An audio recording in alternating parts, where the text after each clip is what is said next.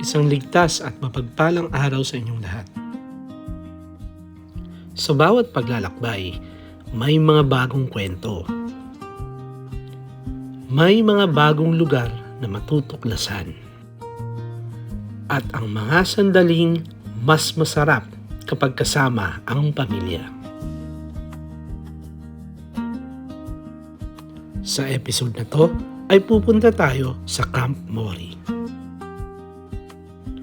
Ito ay matatagpuan sa Sitio Payaguan, kay Sacat, Antipolo City, Rizal. Isang panibago na namang destinasyon na siguradong magbibigay sa atin ng saya, pahinga at adventure. Kaya ihanda na ang mga gamit, sindihan na ang apoy sa campfire, at samahan niyong muli ang Team Mat Bombero sa kanilang pinakabagong family adventure. Ito ang kwento ng aming paglalakbay. Kaya, tara-tera ka bomba! Isang ligtas at mapagpalang araw sa lahat, ang Team Mat Bombero ay pupunta sa Camp Mori, Antipolo, Rizal. Tara-tera ka bomba! Samahan niyo kami!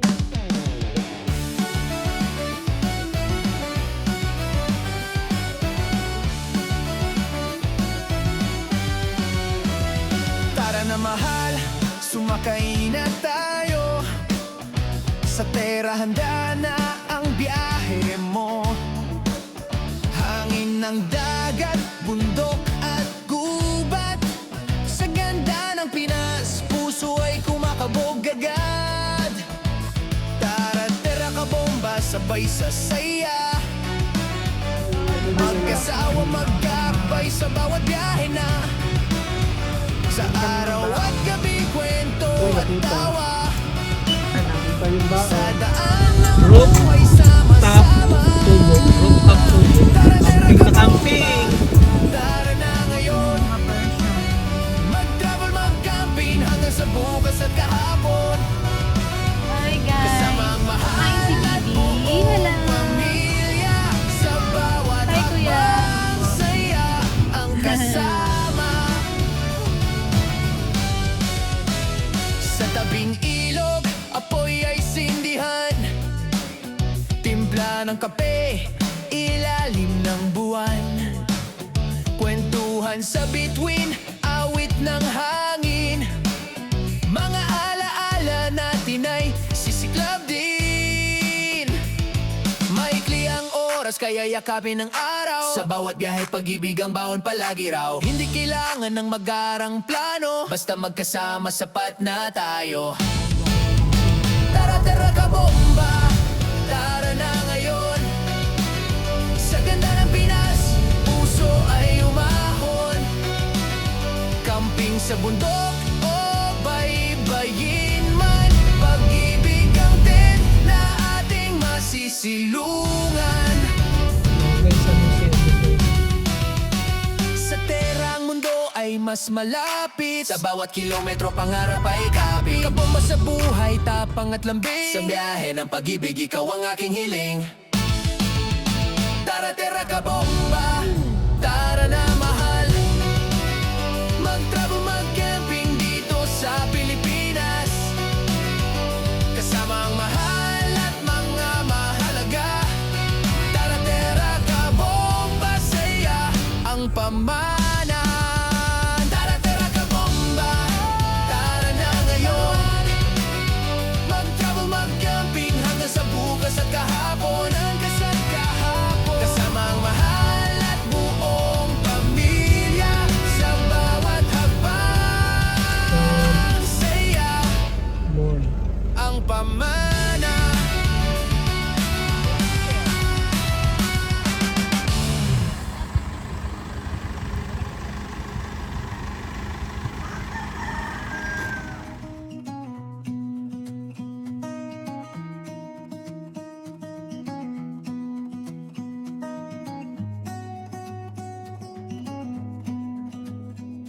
Nabot na kami ng gabi, kakaset up ng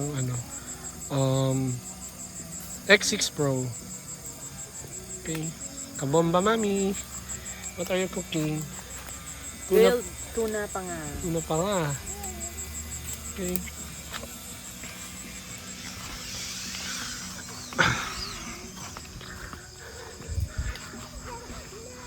Yan. Canopy. Ang aming kainan. Ililipat lang namin yung ilaw kasi limited pa yung aming ilaw.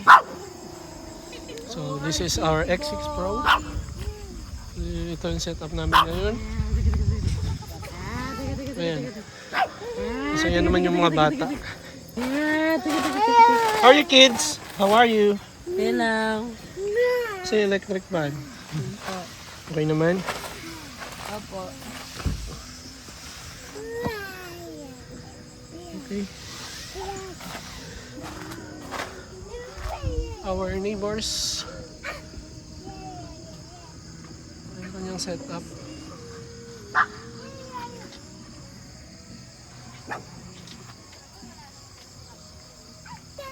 Perfect. Hindi na tayo mahirapan. Hindi dumating yung ating ano. Hindi ka umabot yung Airbed. ating airbed. Upuan. Ang table. Pero okay naman na. Maganda rin itong Lakas naman namin. Parang hindi ano. Maluha. Lalo kung saan nalagyan natin yung kapatid. Siyempre meron. Ako ba? Ang gusto mo yung ihaw, yung pirituhan o plato? May nila ko ng malapad na ganyan. Wala ka na.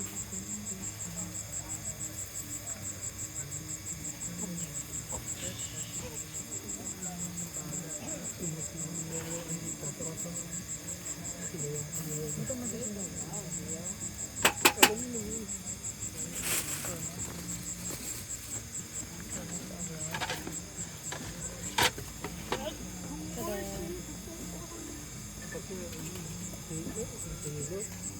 Sinidor? Kaya lang, hindi ako nakapagdala ng malaking sinidor. Nadala ko lang dito. Lunting.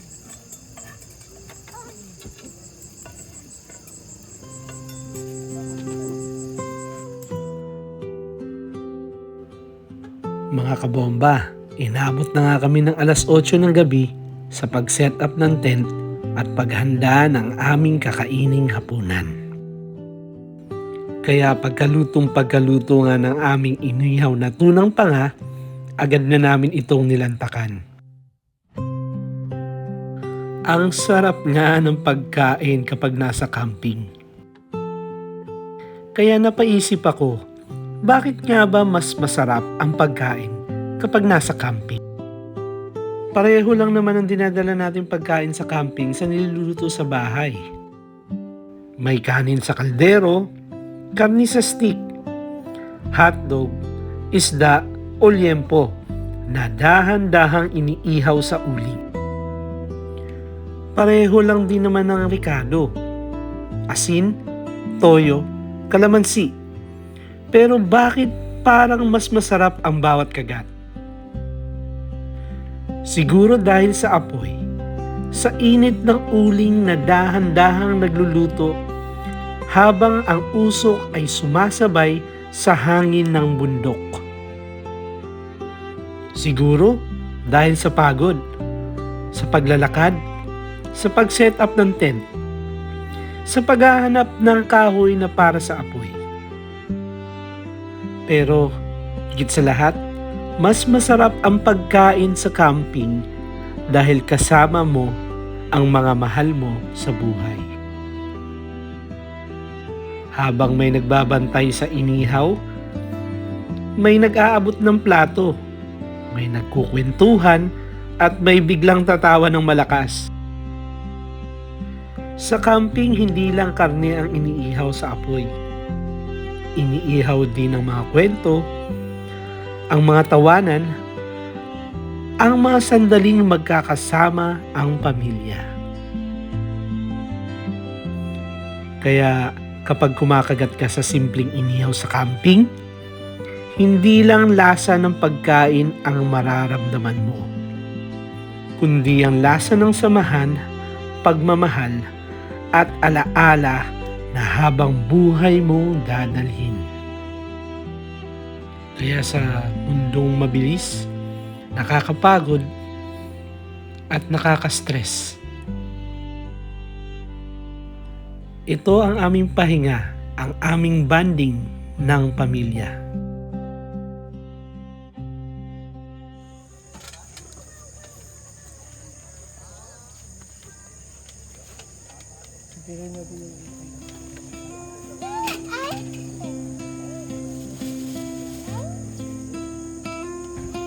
Dito sa ilaw natin, lilipat na. Lilipat na.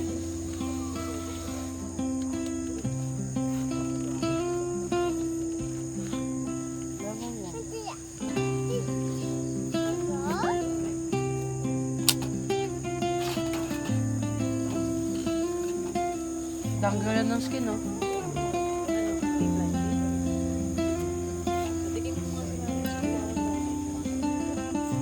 Tangki yung labas pero lumi yung inside. Ano? Di pa ready?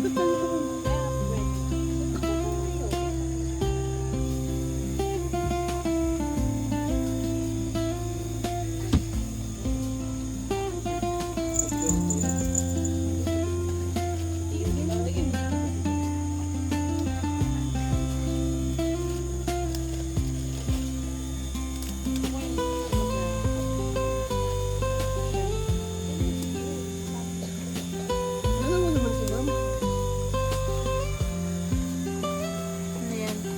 Yogi.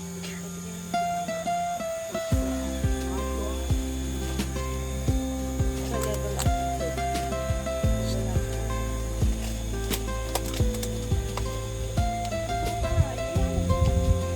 Hindi yan mabuburn. What? Hindi yan nag-roast.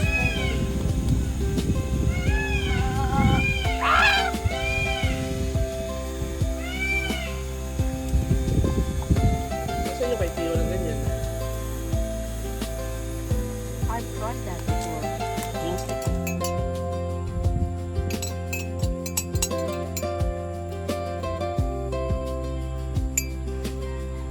Hi. Up, no. Hi. Tio, dada.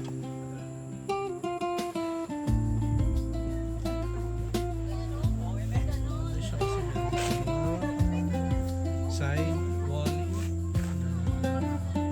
Ito, Tio. What are you cooking? Little boy.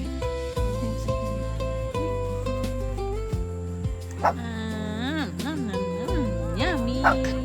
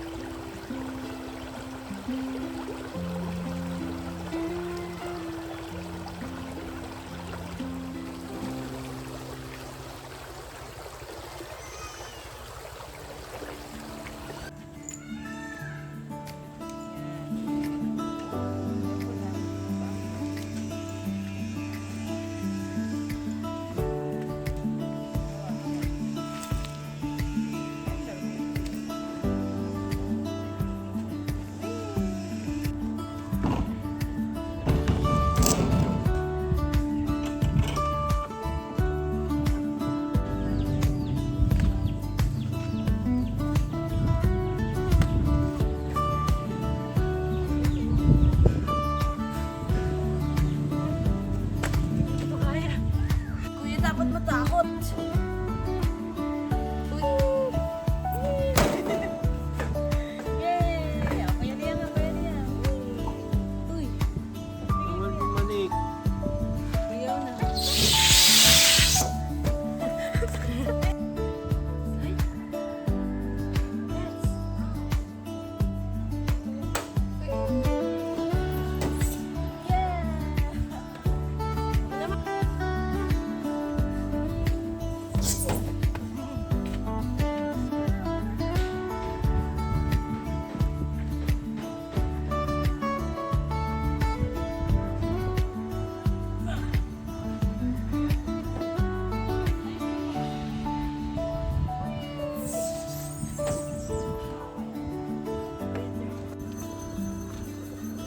you doing, Bossy?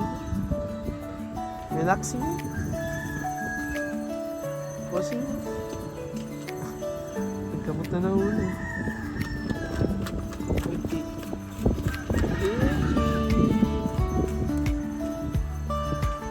Relax naman si Bossy, oh.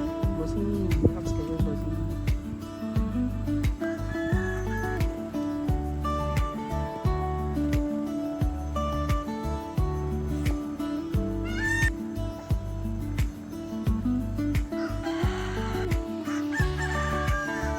Ay, may gamon dyan, Bossing. Hi, Bossing. Hello, mga kabomba. Pauwi na kami. Bali, magre-review lang kami dito sa Cap Mori, Antipolo. Yung masasabi mo? Lawak, no? Oo, okay naman yung lugar. Tsaka maganda yung Weather. weather, tsaka yung damo. Maganda yung damo dito. Carabao grass. Yung Carabao grass, malambot sa ano eh. Malambot sa paa. Pag hinigaan mo, malambot. Tsaka alam ko, resilient tong Carabao grass. Kahit naapak-apakan or nahihigaan. Nagsusurvive siya, hindi katulad ng mga Bermuda. Tsaka malamig pa, no? Malamig, kagabi. Ano bang ano nga? Sobrang lamig. March na, no? Pero malamig pa din. Malamig dito. 23 kagabi, di ba? 23, pero siguro mga feels like 20. Tapos, Mahamog. maraming CR. Maraming CR. May mga activities yung mga bata. May swing, may seesaw, mayroong basketball, Pwede rin maglaro ng badminton kasi nga malawak yung place. badminton, o kaya volleyball, pwede. Yung river ngayon ay hindi siya magandang liguan kasi medyo malumot yung river ngayon. Pero yung mga nauna namang nagva-vlog dito, nakakaligo sila sa ano. Siguro season din yan. Tatahimik naman dito. Okay din. At ang pinakamaganda, pag nag-extend kayo, dapat hanggang 11 lang kami. Pag nag-extend kayo ng kahit hanggang 6 p.m., magbabayad ka lang ng 100 per head. 100 per head. Diba? Eh yung kagabi, dapat magpapa-campfire kami. Eh hindi kami na-set upan ng campfire. Ang campfire ay 300. So 100 per head na extension. Tatlo kami. Si Liam. Si Tio libre. So yun na lang, kinonsume na lang namin yung 300. Ang ganda ng X6 Pro. Oo. Sulit. Parang ano siya. Yung bago na. Ito yung para sa amin talaga. Kasi nag-try na kami ng Black Dog Hexagon. Okay din naman, no? Oo. Maluwag yung Black Dog na Hexagon. Hindi ko alam kung anong model yun eh. Tapos ayaw lang namin ng black. Parang hindi para sa atin yung black. Mainit kasi. Mainit. Tsaka hindi ka nakakatayo dun eh, di ba? Tapos yung Village 5, okay din siya, kaya lang maliit para sa atin. Siguro pag dalawa lang tayo, no? Pwede. Pwede yun. Pero pagka family ka, may mga bata, Medyo. hindi siya. Tsaka mas wala siyang cover. Maganda kasi dito, cover ang lahat. And then, ang pinakamaganda dito, local brand. So yun, support local brand. Siyempre, tulad ng pagsusupport nyo sa amin, mga baguhan na vlogger. So yun, support local brand. Bukod doon, good talaga yung quality niya. Ano siya, makapal, no? Oo. Pero kahit makapal, hindi siya mainit sa loob kasi ang daming ventilation. Sobrang daming ventilation. Sobrang dami niyang features na hindi pa namin nagagamit. Like pwede mo i-divide, pwede mo siya, Sa harap niya may extension pa yung may extension pa na mas mahabang awning. Ayun. And then, ito din, yung Moby Garden natin na 520. Nagulat tayo, ang laki. Ang laki pala nito. Laking bagay siya para meron kaming kilusan. I mean, doon ka magluluto, doon ka hindi kami kakain. nakayuko pag Oo, hindi na nakayuko. Dati kasi, masakit sa likod. no? Sakit sa likod. Yung Village 5, medyo mababa eh. Ano siya, nakayuko ka pa. Nakayuko pa yun. So yun, sulit itong X6 Pro para sa family camping. Ang kulang na lang natin ay higaan. Nahuli yung bed namin. Actually, meron na higaan dapat. Modofu airbed. Kaya lang, hindi dumating. Ngayon dumating na yun. Wala palang ano dito, signal. Walang signal dito. Kaya Tapos, talaga off, focus lang sa off the grid talaga. Wala talaga signal. camping. Pero gusto mo mag-wifi, meron silang wifi. Piso wifi, 100 per day. 100 pesos, connected ka na 1 day. Gusto mo ng 1 hour, 20 pesos. Tapos 6 hours. Ayun. Bahala na kayo, tingnan nyo na lang yung ano nila. Ang dito ay per head ang bayad. 300 per head. Ang camping. Tapos magte-tent pitching ka, 300 din. Tapos kung may dala kang sasakyan, 200. Mag-add ka lang ito. 200 para sa parking ng sasakyan. Sulit naman kasi wala namang sukat yung gaano kalaki yung sasakupin mo. So katulad namin, parang nasakop namin dalawa kasi nga itong owning namin na 520 na Moby Garden, ang laki din niya. Pero ano lang, Okay lang. yun lang yung binayaran namin. Tapos meron din sila ditong mga Farm animals. farm animals. May peacock, may kalabaw, may mga chicken. At pwede ka rin pala kung wala kang camping gears, pwede ka mag-rent ng tent. Kung ayaw mo naman mag-tent, meron din silang glamping area. Pwede ka mag-A-house, pwede rin na yung dome type na tent. So, yun. Biglaan lang actually itong Mori kasi Gusto lang natin matry yun. gusto lang namin i-try yung bagong tent. So, thank you sa Camp Zion kasi may freebies yung tent natin, di ba? Nagbigay ng sticker Maganda. para tumagal na camping. Blue wave. Ano sasabi ng brand? Kasi mamaya yung river flow. Oh. Kailangan namin power station. Baka may mag-sponsor. Malay mo, marami na nanonood sa atin. Mag-sponsoran na tayo. Although ito yung tent namin, sponsor yan. Yung tent namin, 2 years namin yan pinag-ipunan. I mean, 3 years. Kasi 2023 yan na alam na ng mga bombero yun kung ano yung 2023 na ngayon lang dumating. So yun, 3 years na pinag-ipunan yung tent. Sulit naman. Kasi nga maganda. Pang ilan na natin to camping? Pang Una sa Montana, nag-rent. Pangalawa sa Milagros. Milagros Resort and Campsite. Pangatlo sa Kaya Camp Payapa. So pang-apat namin to. Actually, hindi naman dito ang balak namin. Kaya lang tingin kami sa Wicamp. Magiging maulan yung sa bandang Tanay ng mga campsite. So naghanap kami ng malapit na alternative dito sa Antipolo. Nahanap namin yung Camp Mori na hindi naman masyado umuulan. Nag-aambon lang. ambon-ambon lang. Pero maganda lang. Maganda naman yung weather. Hindi naman So, siya sobrang maulan.